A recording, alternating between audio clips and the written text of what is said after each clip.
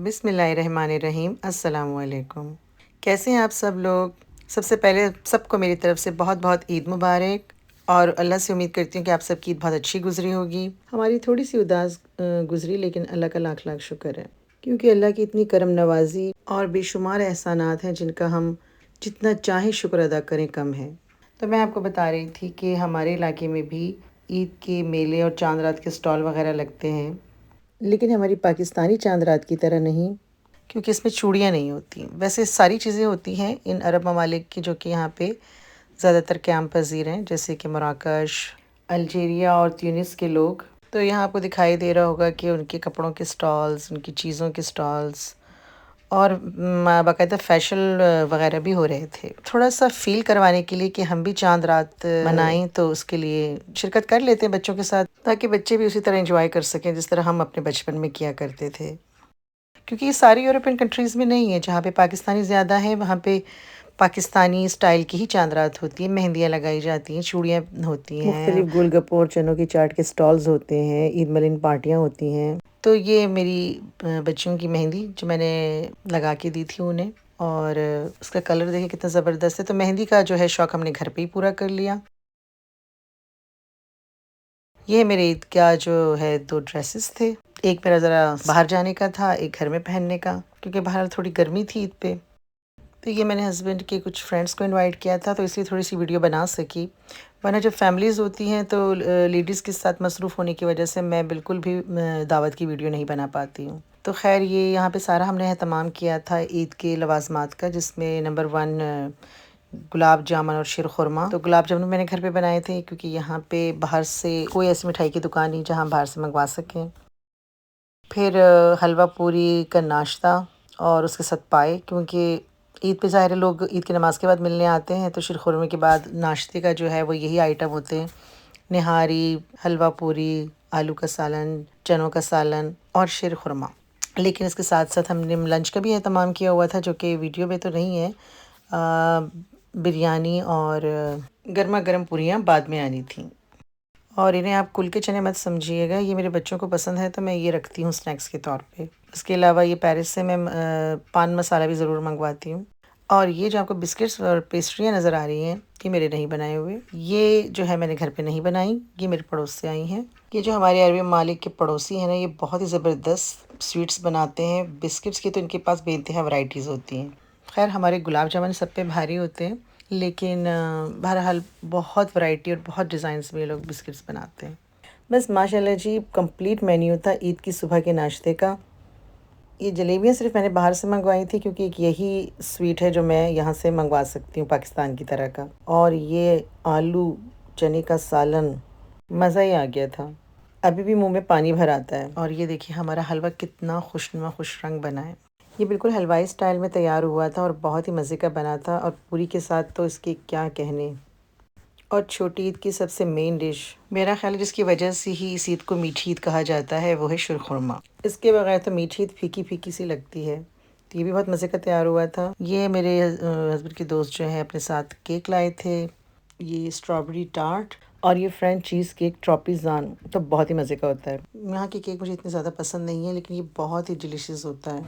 उसके बाद शाम में हम एक पाकिस्तानी रेस्टोरेंट था यहाँ पे, जो कि अब बंद हो गया है, पाकिस्तानी बूफ़े रेस्टोरेंट, जिसमें फुल पाकिस्तानी डिशेस थी। और सबसे बड़ी अच्छी बात इनकी ये थी कि यहाँ पे जितने भी इस तरह के रेस्टोरेंट्स होते हैं पाकिस्तानी और बांग्लादेशी, उस पे इंडियन रेस्टोरेंट्स, इंडियन कुज़ीन या इंडियन पाकिस्तानी रेस्टोरेंट लिख देते हैं।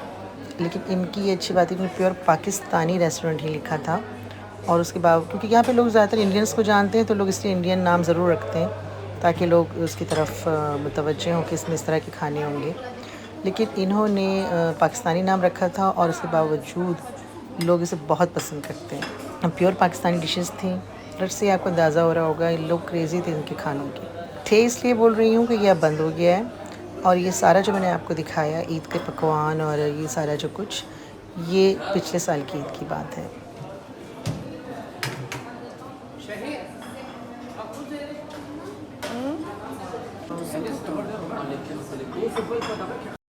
क्योंकि इस साल ईद पे मैंने कुछ ज़्यादा एहतमाम नहीं किया। अब्बू की इसी साल जनवरी में डेथ हुई थी और ये उनकी वफ़ात के बाद पहली ईद थी। थोड़ा अब्बू की डेथ के बाद दिल भी बहुत उदास था और फिर मियाँ की तबीयत भी ख़राब हो गई थी। तो ईद का आधा दिन तो हमारा इमरजेंसी में गुज़रा। उंगली में इन्फेक्शन हो गया था और वो इतना पेनफुल था कि उनसे बर्दाश्त नहीं हो रहा था। डॉक्टर से भी अपॉइंटमेंट लेने की कोशिश की, लेकिन बहुत ही मुश्किल है कि आपको उसी दिन का अपॉइंटमेंट दे दें। तो बस इमरजेंसी जाना पड़ा। खैर अल्लाह का लाख लाख शुक्र है, अब तबीयत बेहतर है उनकी। आप पहले मशीन में अपना हेल्थ कार्ड इंसर्ट करते हैं, फिर अपना टेलीफ़ोन नंबर टाइप करके अपने नंबर की पर्ची हासिल कर लेते हैं। तो ये आप देख सकते हैं हमारा बिल्कुल लास्ट नंबर था और इतना रश ख़त्म हुआ तो हमारी बारी आई। ये मेरी बेटी ने तैमूर से अपने लिए ईद का ड्रेस मंगवाया था। जब उसने डिलीवरी टाइम देखा तो वो या तो ईद के दिन आना था या फिर ईद के बाद आना था। फिर अपनी बड़ी बहन का ड्रेस देखकर, जो कि वो खुद ही जाके ले आई थी फ्रेंड्स के साथ, उससे और ज़्यादा टेंशन हो गई कि इसका ज़्यादा खूबसूरत है, मेरा अच्छा नहीं लग रहा और मुझे इसी की तरह लेना है। बड़ी बेटी को ये बात बिल्कुल पसंद नहीं आई और उसने साफ मना कर दिया कि मेरे जैसा ड्रेस मत लेना। क्योंकि मुझे याद है कि हमारे ज़माने में हम कज़न्स बहनें एक जैसी ड्रेस सिलवाते थे, चाहे थोड़ा सा कलर में फ़र्क हो, लेकिन आजकल सबको यूनिक चाहिए होता है। लेकिन खैर छोटी बहन भी ढूंढ के बिल्कुल वैसे ही ड्रेस लेकर आ गई, लेकिन दूसरे कलर में। और अच्छा ही हुआ, क्योंकि ईद पर इस ड्रेस को देखकर उसने शुक्र का सांस लिया कि मैंने ईद के लिए दूसरा ड्रेस ख़रीद लिया, वरना ईद के दिन मुझे ये अजीब सी झालरों वाला ड्रेस पहनना पड़ता है, क्योंकि वो लोग तस्वीर में जैसा दिखाते हैं वैसा ओरिजिनली वो बिल्कुल नहीं होता। तो ऑनलाइन शॉपिंग का यही मसला होता है। रात का खाना अलग करके रखा हुआ था, शीरखुरमा तैयार था, बस जल्दी जल्दी फातिहा दिलवाई। फिर दोपहर में पुलाव बनाया, क्योंकि बहरहाल मियाँ को तो खिलाना था। बच्चे जो है वो गए हुए थे बाहर फ्रेंड्स के साथ लंच करने के लिए, क्योंकि यहाँ बहुत से ऐसी फैमिलीज़ हैं जिनके रिश्तेदार यहाँ पे नहीं रहते, तो वो ऐसे अपने फ्रेंड्स के साथ लंच या डिनर पे जाके एंजॉय करते हैं।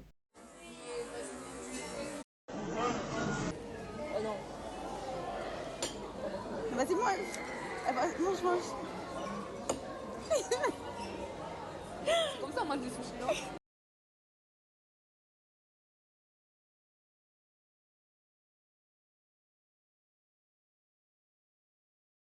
तो जैसा देश वैसा भेस। हम लोग तो सोच के आए थे कि फ्रांस में जाकर क्या करेंगे, मेरे बच्चे वैसे ही कपड़े पहनने ना शुरू कर दें। लेकिन अल्लाह का शुक्र है हमारे सर्कल में अरब ममालिक के लोग ज़्यादा हैं, तो बच्चे उनसे इन्फ्लुएंस होकर त्योहारों पर उन्हीं की तरह कपड़े लेते हैं। और यहाँ रिवाज है कि मर्दों के साथ साथ औरतें भी ईद की नमाज़ पढ़ने जाती हैं। बस मेरे बच्चे भी सुबह सुबह उठ के नमाज़ वगैरह से फ़ारिग होने के बाद तैयार हुए और पड़ोसियों के साथ मिलकर मस्जिद गए, ईद की नमाज़ अदा की। मेरी थोड़ी-सी तबीयत डल हो रही थी हस्बैंड की तबीयत की वजह से, और मैं आदी भी नहीं हूँ तो मैं नहीं जा सकी। और ये सारे बिस्किट्स, मीठे और चीज़ें जो आप देख रहे हैं, ये पड़ोस से आया है और ये हर ईद पे ही माशाल्लाह बहुत ज़्यादा बिस्किट्स वग़ैरह बनाते हैं। और हमारी एक पड़ोसन तो लगता है कोई कोर्स करके बैठी हैं, माशाल्लाह से इतने ज़बरदस्त बिस्किट बनाती हैं, इतने यूनिक डिज़ाइंस के कि यकीन ही नहीं आता कि ये घर में बने हैं। इसके अलावा ये जैसे भी गुज़रे, अच्छी या बुरी, हमें हर हाल में अल्लाह का शुक्र अदा करना चाहिए कि हमें अल्लाह ताला ने इतने अच्छे और बाबरकत महीने से नवाजा और इसकी बरक़ात को समेटने का मौका दिया। और लाज़मी नहीं कि ईद की खुशियाँ, बड़ी दावतें की जाएँ और नए कपड़े पहने जाएँ। दर हकीकत ईद अल्लाह ताला की शुक्रगुज़ारी का मौका है। वैसे तो शुक्रगुज़ारी के लिए बेशुमार नेमतें हैं हमारे इर्द-गिर्द, लेकिन असल शुक्रगुज़ारी तो ये है कि आपके इर्द-गिर्द के लोग आपसे खुश हों, आप उनका ख़्याल रखें और उनकी खुशी को अपनी खुशी पर मुक़द्दम रखें। और अगर ईद की असल रूह को समझना है, एक पल के लिए गहरी साँस लें और अल्लाह ताला का शुक्र अदा करें। और कुछ ऐसा अमल करें, बेशक वो छोटा-सा ही हो, वो आपके लिए छोटा होगा, क्या पता वो दूसरों को कितनी बड़ी खुशी दे दे। किसी अपने को फ़ोन, किसी रूठे हुए को मनाना, किसी दोस्त को फ़ोन, अपने से बड़ों को याद रखना, उन्हें ईद मुबारक कहना, क्योंकि ईद नाम ही खुशियाँ बाँटने का है। तो अपना बहुत सारा ख़्याल रखिएगा और दुआओं में याद रखिएगा। अल्लाह हाफ़िज़।